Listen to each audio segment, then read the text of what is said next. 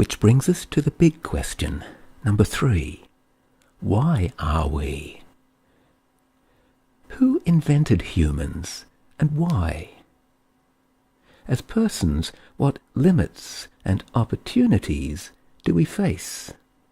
Why are we so moved by love?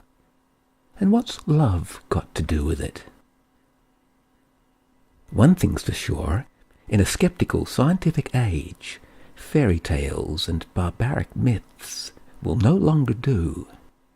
Too many have stepped outside the box. We want the truth about ourselves and about the fabric of nature. Modern theories and beliefs must satisfy a modern mind. But is this new frame of modern myth big enough? Billions and billions of sparks. The beauty of a living thing is not the atoms that go into it, but the way those atoms are put together. The cosmos is also within us. We're made of star stuff. We are a way of the cosmos to know itself across the sea of space, the stars. Nowadays, some of us imagine an evolutionary universe lit up by evolutionary mind.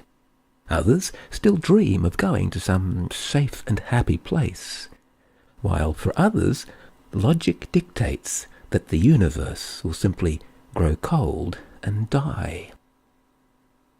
But what if some of our assumptions about cosmological redshift, about the God concept, about ourselves are wrong? What do we tell the children? Evolution has shaped our children to be like containers for hope and trust. From their trust in us comes a willingness, a willful faith to believe what we believe.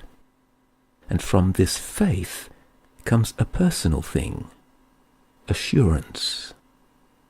Like the assurance we skeptical souls develop in the reliability of reason and in the sincerity of friends. In paper 101, faith is actually described as a technique of personality assurance. Later, in paper 103, the same author unfolds the concept of faith like this. Faith most willingly carries reason along, as far as reason can go, and then goes on with wisdom to the full philosophic limit. And then it dares to launch out upon the limitless and never-ending universe journey in the sole company of truth. Here, the concept of faith is untangled from reason and belief. The author links faith not with the mind, but with the person. It's the person who chooses to carry reason along, to go on with wisdom, to launch out with truth. Once again, personality is brought center stage to reveal the roots of human motivation, to remind us that we can dare to launch. So, what does it take to launch a person? Personality is launched by love. Personality responds without effort to the light and life of love. Energy and faith may move mountains, but personality is moved only by love. History's greatest lover once tried to explain this, the power and purpose of love, to 12 really confused apostles. My Father in paradise rules a universe of universes by the compelling power of his love. Truth is a liberating revelation, but love is the supreme relationship. It's this relationship that these papers reveal. It's this relationship between persons that explains why we exist. Science and philosophy may point us to a first cause, but it takes insight from a higher frame to discover that the ancestor of galaxies is also father of personalities. Every personality, even humans. But humans are special. In this frame, we humans become a place in space for planting personality. Our mind becomes like a womb designed to be impregnated by a fragment of the I Am. This fragment, this adjuster, becomes the Father's actual love incarnate in our soul. What is man that you are mindful of him? We appear to be a technique for personalizing an adjuster. Let's pick up the story many billions of years ago from paper 32. And then, when such a universe has been so completely organized and so repletely manned, does the Creator Son enter into the Father's proposal to create mortal man in their divine image. Let us make mortal man.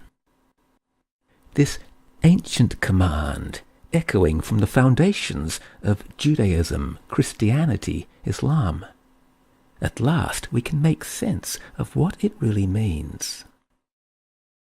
A simple way to see what's going on is to imagine an absolute, eternal, and infinite I Am, who self-qualifies as first source and center, who sets up material and spiritual domains, creating a place for planting personality. And this is where we come in. As humans, our personality is bestowed directly by the source and center of personality.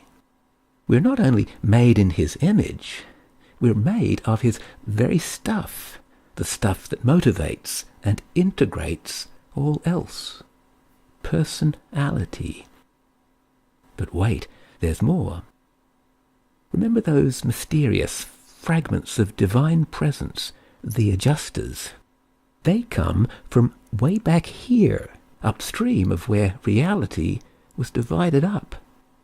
And they seek us out. So why do we humans exist? A short answer is to personalize our fragment of the I Am. Assuming success, we emerge from this extraordinary womb of space and time, ready to engage a larger universe in a non-trivial way. Now, discovering that your dad designed and built the universe, and that you are center stage in his plans, is, in any language, good news.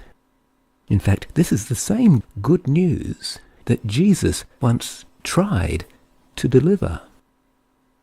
God is your Father, and religion, my gospel, is nothing more nor less than the believing recognition of the truth that you are his son, that you are his daughter. The believing recognition of the truth. A simple truth. A simple fact. Each of us, from the president of a nation to an orphan dying in a refugee camp, is loved beyond measure by the author of reality, our personal Father in heaven. So what does all this mean? It means the universe is a family affair, and that each of us is very deeply involved.